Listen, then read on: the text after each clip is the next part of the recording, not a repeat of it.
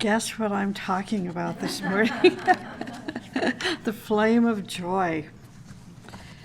Let me begin with a quote from the book Super Mundane. There are many waiting. Let them learn first about the difficulties of the journey and clearly understand the fight with darkness. Let them not hope to avoid it. The path to joy cannot be easy. There will be joy. We shall speak more about joy. But first, let us forge the armor of the Spirit. So there's something for us to think about. First of all, forging the armor of the Spirit. How do we do that? And I'm not talking about this morning, but because it's in the quote, I've been thinking about it, and I think we are well on our way, forging the armor of the Spirit simply by practicing the teaching. This is a major process, but it's a process that builds on itself. And then the statement, the path to joy cannot be easy. This is another point to think about. In those that sign up for or subscribe to our Facebook site, Agni Yoga, the Community of Living Ethics, one of the questions as a person subscribes that they are requested to answer, although they don't always. But one of the questions is, what does joy as a special wisdom mean to you? And yet, I have yet to find anyone give it the correct answer or anywhere close to it, which means that this is something for us to really, a quality for us to really consider. How do we incorporate joy into our life? There's a book that Torgrim Serdarian wrote many, many years ago on the subject of joy, and he gave joy exercises, many exercises in that book. And so we held classes on joy for quite a while. And what I found interesting and still consistent with those who are unable to answer the question, what does joy, being a special wisdom, mean to you? They couldn't remember. Many people cannot remember their early childhood. It's the first thing. And secondly, they couldn't remember having any moments of joy. What I've learned over the years is that, and you'll hear about it this morning too, is that joy is something that sticks with you. It's not like happiness. Happiness comes and happiness goes. So joy is something that's created from within, that is recognized in certain events in your life, events that cannot be taken away from you. So, simple events like giving birth to your first child. There's nothing like it. Seeing that little baby, coming from the Most High down into being plunked onto the planet, and this is your responsibility, and you see this little child. It reminded me, for those of you that watch my Facebook site page, I posted this morning an interview that Ellen DeGeneres had with a 5-year-old little boy. He was a genius, is a genius, and as little 5-year-old geniuses probably all are, he spoke with his outside voice, just projected without any problem whatsoever. And he was talking about astronomy and space. his enthusiasm, his joy of the subject was just profound, absolutely profound. And of course, Ellen DeGeneres, being a comedian, just made the whole interview even more palatable, because none of us could understand what the little boy was talking about. He was talking about how many galaxies there are in space, and he talked about the Milky Way, and he said he does like chemistry, but astronomy is his favorite subject. This is a 5-year-old boy. And I had, this is what joy is, the joy of learning, the experience of something new that has adventure in it and promise and hope, just like we saw with that little baby, when we first looked at that child. And I find joy in the teaching. It's like the teaching will always be here for us. It's not transitory. It may bring you some happiness when you learn something new, but the joy is having found the teaching, studying it and living it and believing it, and that this teaching has given us understanding of the purpose of life. It's given us a direction. This is joy. And so when I'm saying that joy has to come from inside, it's not something outside of us, it's something inside of us. It's like our children will always be part of our heart. The teaching will always be part of our heart. And that's why joy is found within and not without. Joy within brings results outside, in the environment. Anyway, so the path to joy cannot be easy. So that's something to think about. People try to take it away. And this is what we found in studying that book on joy written by Torkim, is that people encapsulate our joy. So that's something we have to work on, is not to allow our joy to be encapsulated. Helena Rourke wrote to one of her students saying that there is no greater joy than the joy of a growing consciousness. In the waves of consciousness lies all the joy of being. So here's a story about the young Helena Rourke and joy. This small girl, even without encouragement from others, was directed by her own consciousness to predestined achievements. This pilgrim of light proceeded untiringly, in spite of the unsuitable surroundings of her childhood. After inward strengthening, she finally received a vision of our bidding for achievement, capital O-U-R. We rejoice when such a mission is accepted, not in words, but by the flame of the heart. Such burning is a harbinger of illumination of sacred pains. For only in the acceptance of suffering can the embryo of the joy of wisdom be born. It cannot be achieved without suffering.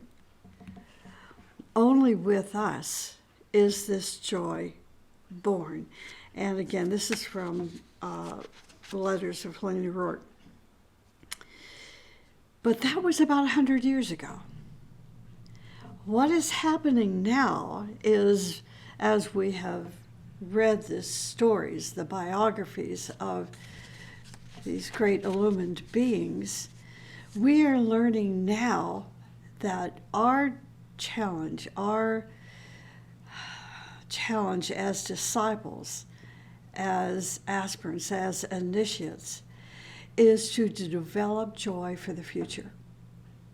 we start developing joy now and build upon it as we progress into the future. So why is it a challenge? And why does the Master say the path to joy cannot be easy? So we have to think about this, discover it, understand it, before we can develop joy as a challenge to the future. In other words, it's no longer the acceptance of coming into incarnation just to learn about and experience pain and suffering. Certainly Christ was the personification of pain and suffering. So 2,000 years later, are we going to continue to evolve through pain and suffering? Well, maybe so, but we have to develop joy, so there's the balance. So our challenge, I really believe this, that our challenge as disciples, just as human beings, spiritual human beings, is to develop joy. Let that development of joy be our challenge. Let it be a goal that we're going to develop joy and bring it into our environment. Not happiness, and this you have to learn the difference between the two, but joy. So what is joy? The Master M says, joy is the fragrance of the chalice, the lotus. Joy is the fragrance of the chalice, the lotus. Now, in the higher realms of the mental plane, there is an energy center that just use your imagination. Or if you've had experiences, recall your experience of having your consciousness.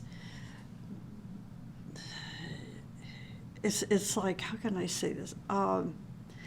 When you're in a state of meditation, when you're in a state of contemplation, you are no longer anchored to your concrete mind of knowledge and bias and opinions and rejections and successes and so forth. Your consciousness is no longer there.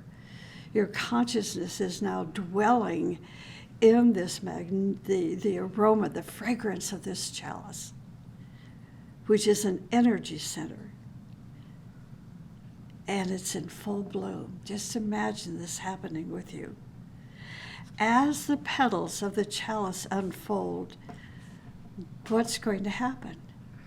See, most people think, well, then I'm going to learn about sacrifice. I'm going to increase my knowledge. I'm going to be more compassionate, more loving. But this is the deal.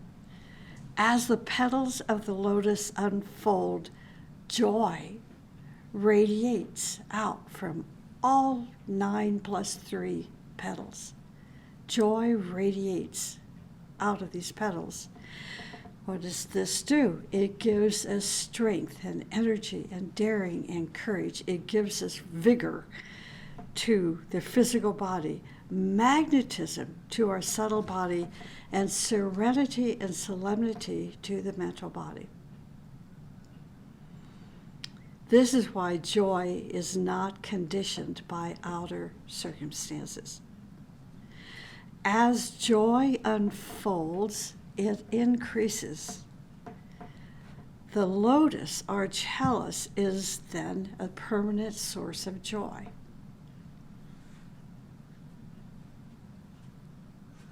Now, happiness.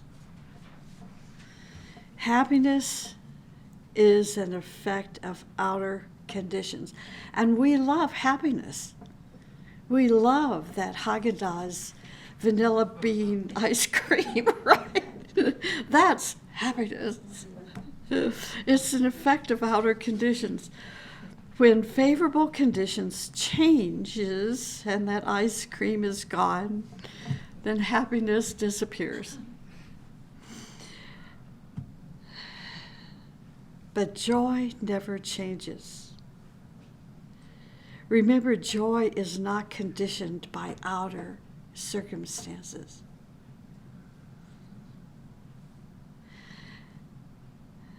Now, this next statement may come as a surprise. Joy grows in spite of outer conditions. See, I think you have to either be a young, spiritually mature person or old to understand this. In other words, now you're an elder, you are growing in experience, life experience, and you begin to understand that joy grows in spite of outer conditions. As the experience of the human soul, as these experiences increase, as they're increasing. I know I'm interrupting myself. I'm just getting major download here. It's very exciting. But as we, as human souls, we grow through cycles. Cycles are wonderful to learn about if you study astrology. Astrology is one of the best ways to understand cycles, because these cycles are measured by years.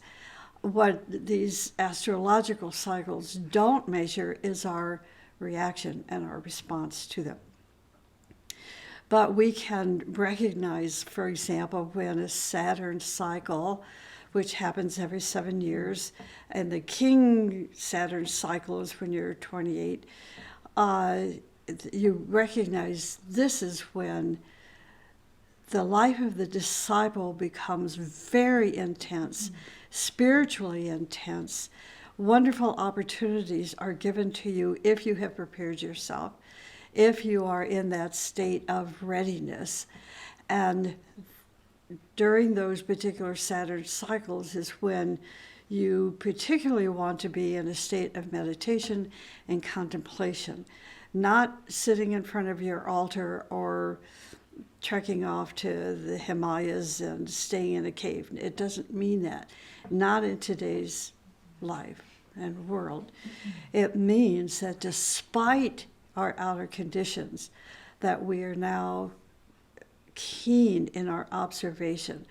We're extremely sensitive and receptive to the opportunities that will be given to us. And these opportunities override karma and evoke the potential that we brought into this life and really help us to advance if we can understand these Saturn cycles. And then Jupiter helps to bring it forward. So since this is not an astrology lesson this morning, but I just wanted to, bring it in. So as these cycles occur and we are responsive and we are ready for these types of cycles, then our field of service expands.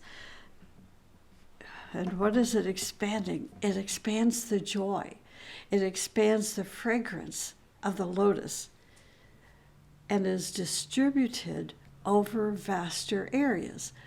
What does this mean? We are told as we progressively and spiritually advance, and if we are doing so correctly, more responsibilities are given to us. These responsibilities then will be distributed over vaster areas until we reach a point that we're now a world disciple. I truly believe that all disciples that are on this planet right now have the most incredible opportunity to be a world disciple. Why? Because of the internet. As simple as that. And people say, I don't want everything to do with the internet. Internet's bad. Well, okay. You're missing out on a lot, because being on the internet gives you access to disciples all over the world. It gives you access to culture and different languages and the culture that is so different from ours that we never would have known about it without the internet and becoming acquainted with people beyond our little circle, of friends. So we are living in a society right now, and it will not be like this forever. I will guarantee you. We will not have this world opportunity in the future because it's going to diminish. Our access is going to diminish because we have blown it. But meanwhile, use the internet in whatever progressive, educational, spiritual way you can, so that as these opportunities come to you, your field of service is going to expand, and this fragrance is going to come to you from the chalice, so that it puts you in contact with those that you can serve, not just in your family, not just in your local community, but in a world level, vaster areas. Here's a legend about Buddha. A righteous man wished to see Buddha. His attention being kept upon a wide variety of objects, his hands did not grasp images of wisdom. His eyes did not penetrate objects of reverence, and the manifestation did not come. Finally, bending low in prayer, the seeker felt a thread of a web descend on his forehead. He cast it away. And then a clear voice rang out, "Why dost thou reject my hand? My ray has followed thee. Permit me to embrace thee." Then the sun serpent became a tremble in the man, and he sought the rejected thread. And in his hands it turned into 40 pearls, and each bore the image of Buddha. In their center was a stone, and upon it the inscription, "Valor, despair, joy." Valor, I think, is valor. Valor, despair, and joy. Valor, despair, and joy. The follower of Buddha received joy because now he knew the path to it. Joy is not a feeling, nor is it an emotion. It is a state of consciousness. It is a state of consciousness. It is a state of consciousness which is detached from domination or control of our physical, etheric, emotional, and lower mental bodies. In other words, the problems of these, what we call the lower three worlds, cannot reach it, cannot reach joy. Remember, joy is a state of consciousness that increases as the fragrance of our lotus spreads into other areas of our aura and our environment. Rumi said, when you do things from your soul, you feel a river moving in you, a joy. So I was thinking about, this is going back a while, but remember the three tenors? Remember how popular they were? Why? Because when you heard these three virtuosos, all you could feel was joy. You didn't say, wow, he was a little off key there. Maybe he's having a bad day. I wonder if his throat hurts. There nothing like that was going through your brain. It was like pure joy. Pure joy. When you do things from your soul, you feel a river moving in you, a joy. Again, I know I repeated that, but I just think it's so beautiful. And Rumi wrote that. Obviously, he understood joy. As the petals of the lotus unfold, the sacrificial petals spread out, and they charge all the tiny lives of our lower vehicles. The sacrificial petals are the 7th, 8th, and 9th petals of the lotus. So as these three petals spread out, they charge the tiny lives of our physical, emotional, and mental bodies with the energy of joy. Sacrifice and joy work together. As the petals of sacrifice begin to unfold, the human soul is making himself sacred. This means that the soul is making itself ready to be used for the highest good of all humanity. It means the soul of the person is making himself ready so that they can dedicate all that they have to the will of the inner divinity, the inner fire, the will of the inner fire. Sacrifice is the name of the fire which streams forth from our innermost core. So we're learning, or relearning, or recalling this morning what true sacrifice is.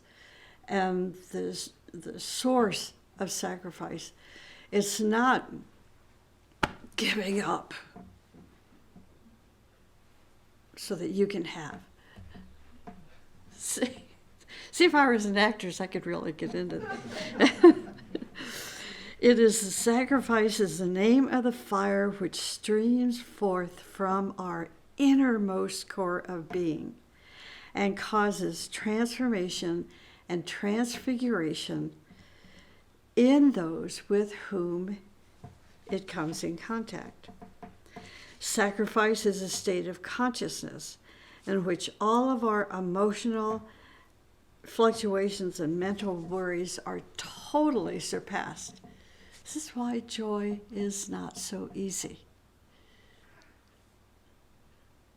We're so used to dwelling in our worries and our emotions that we don't even know it. It's just part of our life, quote unquote. So, sacrifice is a state of consciousness in which all of our emotional fluctuations and mental worries are totally surpassed, and we do the work of the will of our inner divinity without being bothered by any feelings and sensations or thoughts. As these three petals of sacrifice unfold, and the fragrances of these petals spreads out, then our joy increases. Do you see now why joy is not dependent on outer circumstances? Joy gives courage, inspiration, and vision. If you have courage, if you have inspiration, if you have vision, you have joy. See, this is not an intellectual exercise and something that you're going to, mentally dissect and analyze and say, well, okay, well, this is joy. See, we're trying to get beyond that. Joy gives courage and inspiration and vision. It also purifies, it heals, and it sanctifies. This is why the building we are in, the sanctuary, sanctify. When we come into our sanctuary, it is sacred. So when we walk into this sanctuary and recognize this is sacred space, hey, leave those worries out there. See, leave your personalities out there, because you're coming into the Holy of Holies. It's like you're walking into the ashram. When you go into your higher ashram, subjectively, in your higher consciousness, you leave your personality and your, I can't say that word, stuff outside. You don't even think about it, because you are so bathed in light and love and wisdom and power that everything earthly has totally disappeared. So when you come into the sanctuary, know that this is sacred space. Don't make it like your kitchen or your basement or whatever. It's sacred space. So a joyful person radiates light, and in that light, people see themselves as they are. They become inspired by a greater vision. The energy of courage starts to flow through their nerves. This is how we felt with our teacher. All of a sudden we had these visions. All of a sudden we had courage. All of a sudden we had an energy we didn't even know we had. Right? I feel the same with the teaching. It's just like open up a new book, The World Disciple. It's a brand new book written by Torkim, and I haven't been so thrilled in a long time. That book is just spectacular. I pick up one sentence and it's like, oh my God. It is so uplifting. It's so uplifting. Joy uplifts us and makes us more able, more free, and more radioactive. No one can hurt you if joy is there. Joy is an alchemical stone. This is from the teaching. Joy is an alchemical stone. It is a path to life, to love, to light. It is the magnetism of the sun.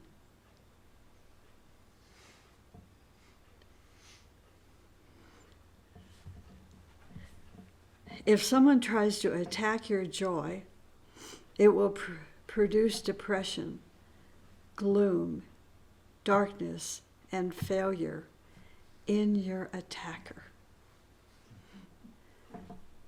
But any communication with joy uplifts and exalts and beautifies. How to find joy in another.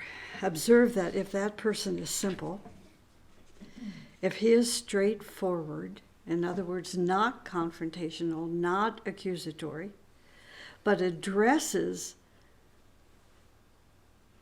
situations and communication in a most straightforward manner, you will find joy in that person. The shortest distance between 2 points is a straight line. A straightforward person does not first go around the block to address a situation or a problem that is going on. When you understand him, when you can understand him, but always you find something deeper in him as you are trying to understand. There's something in depth in a straightforward speaking person. When you penetrate one depth, another depth reveals itself. It's the teaching, right? Through the simplicity of joy, you are led into the mysteries of joy. As I was studying the subject of joy, I came across the most wonderful passage about success and joy. It said this: success is the result of a labor which is carried on in joy. Start your work with joy, and the path of success will open in front of you. Communicate with joy. Work with joy.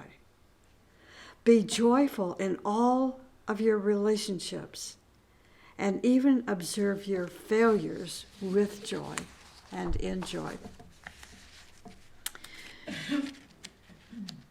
Remember, we are told that joy is the fragrance rising out of the inner chalice as an ever-singing melody. In great humility, in great simplicity, enter into the inner sanctuary as we move into Aries and Taurus and Gemini, and we are headed toward Vesak right now.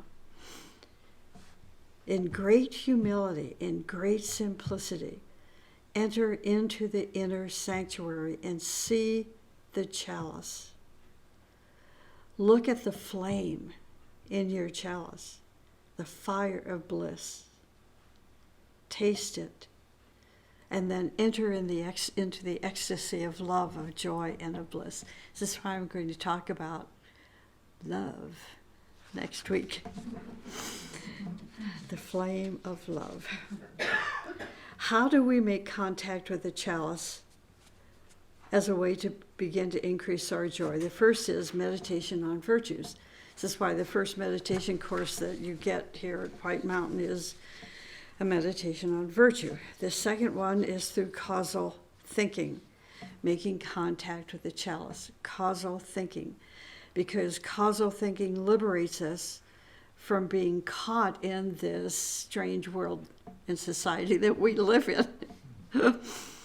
Causal thinking is the ability to penetrate into the roots of events, or to find the originating cause instead of being stuck in the results and the effects.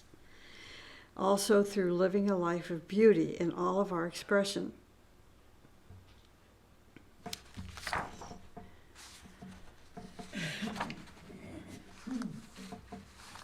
We oftentimes and unknowingly allow other people to use our mind. We were talking in class the other night about control, just the term control. And so, of course, everything I hear now since Wednesday night class, control, control, control. Sometimes it's very, very good, and sometimes it's not. We don't want other people to ever control us. We don't want their opinions and their bias and their separatism and their this and that to control our thinking and control our emotions.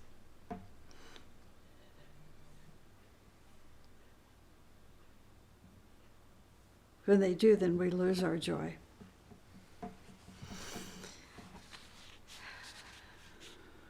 Now, here's a good word, control. This is the good part of control. In scientific meditation, we begin to control, to discipline, and clear our mind. This is the kind of control that we want, so that our mind totally obeys our commands. These commands are not coming from stupid people anymore. I'm not talking about the beautiful people, just the stupid people, okay? So that we don't become the victim of the thoughts and suggestions coming from other minds. We oftentimes and unknowingly allow other people to use our mind through hypnotism, suggestions, forces, bribery, and various influences. So as long as our minds do not belong to us, then we can't think. We're always, no, I'm not going to go there, never mind. The teaching tells us that we must not allow other minds to rule our minds. So that's it, in a nutshell. We must use our own mind, learn how to think. And meditation is the first step toward that freedom. The second step toward joy is questioning. Daily events, national events, international events do not exist without causes. But we cannot, of my experience is that questioning is really good, but it needs to be motivated by trying to find the cause, not motivated by our anger and our distaste of certain journalists and media and so forth. So how do we do this? We question based on virtue. Always bring their virtues into our questioning. Develop observation of the causes. This will reveal to us many virtues and laws and principles and motives and tensions hidden behind many relationships and activities. Understanding the causes will help to direct your steps goal-fittingly. And then live a life of beauty.